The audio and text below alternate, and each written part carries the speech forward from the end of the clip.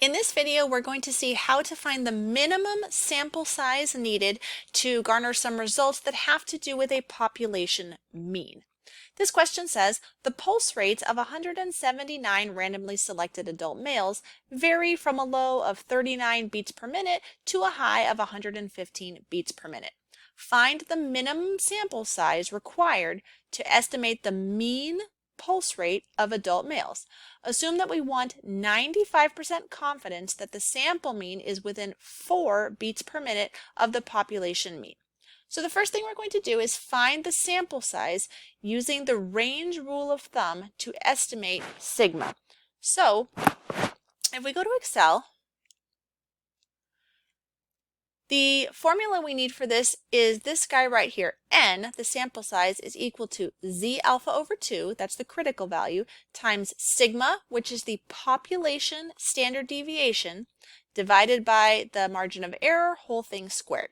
So in this case, they did not give us the value for sigma, the population standard deviation, but they told us to use the range rule of thumb in order to figure it out. The range rule of thumb says that you could estimate the standard deviation by just taking the range and dividing it by 4. So the range, remember, is the maximum value minus the minimum value. And here they did tell us what the maximum and minimum values were. The maximum was 115 beats per minute and the minimum was 39 beats per minute. So we can figure out the range pretty quick by making a formula starting with an equal sign. So again, 115 was the maximum minus 39 was the minimum, and then we hit equals. So this is the range right here. So sigma, which is the standard deviation, we can estimate to say that should be that range divided by 4. So we start with an equal sign and we want to take the range, just click on the range, and then divide by 4. Enter. So this is our estimate for what the sigma would be. The other things we need in the formula are the Z alpha over 2. So for the Z alpha over 2, the first thing we need to find is what alpha is. So alpha. So remember, alpha is 1 minus the confidence level as a decimal. So we start with an equal sign to make a formula.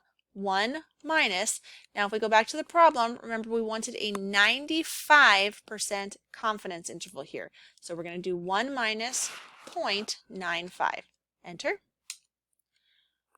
We need Z alpha divided by 2. So this is alpha. So now we need alpha divided by 2. So we're literally just taking that number from above and dividing it by 2. So we make a formula equals alpha, which was this, divided by 2. Enter.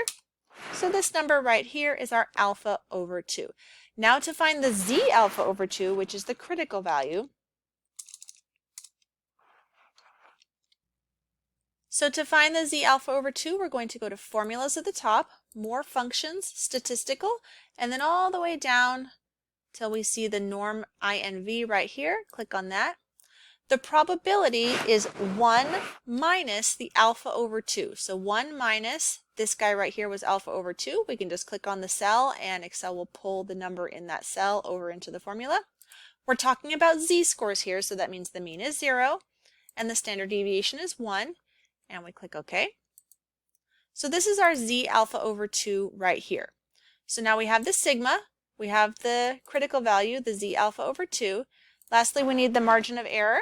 That was given to us in the problem. They told us in the problem that we wanted the sample mean to be within, this word within is a keyword, 4 beats per minute of the population mean. So that's how much error we're allowing here. So the margin of error we're allowing is going to be 4.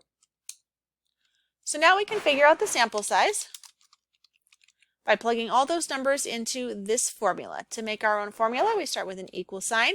The first thing we need is the Z alpha over 2. That was this, the critical value. We're multiplying that by sigma. That was the standard deviation which we estimated. We're dividing all of that by the margin of error, which was this guy right here. And then we're going to go ahead and put parentheses around all of that and square the whole thing. So parentheses around the whole thing, not including the equal sign, but the whole formula. And then we use the caret to do a square. So caret 2. Enter. So the value we got here for the sample size is 86.67291.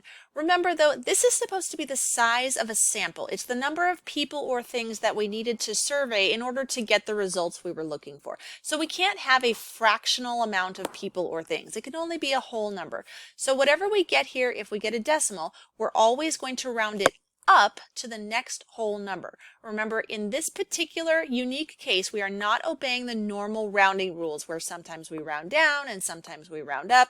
In this case, we're always rounding up to the next whole number because this number we're looking at is the minimum amount of people that we could survey. We can't go lower than this, so we can only go higher. So in this case, the sample size we need is 87.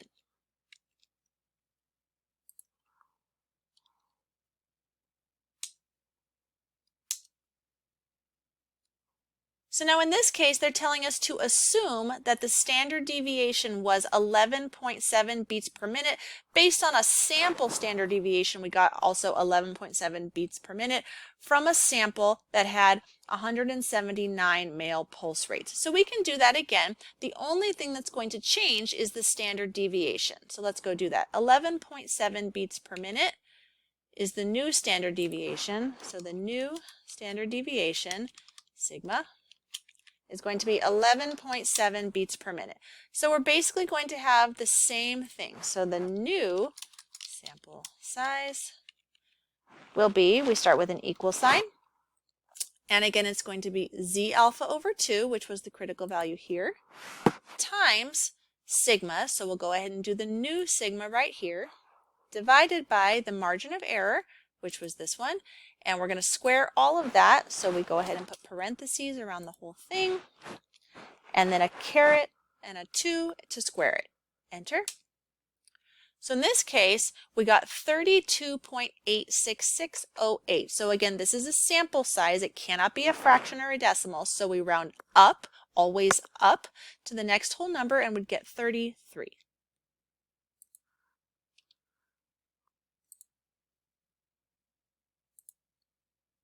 Now it wants us to compare the results from part A and part B. So notice that in part A, when we used the range rule of thumb to estimate the standard deviation, we got a sample size of 87. So that meant we had to go out and find 87 people or things to survey to get good results, or as good as we wanted to get. In the second part, we had an estimate of the standard deviation from some sample that we maybe gathered in the past, and that took the sample size down to only 33. So it cut the sample size by a lot, more than half. So what we would choose here is the result from part A is larger than the result from part B. So that seems good because usually bigger sample sizes are better.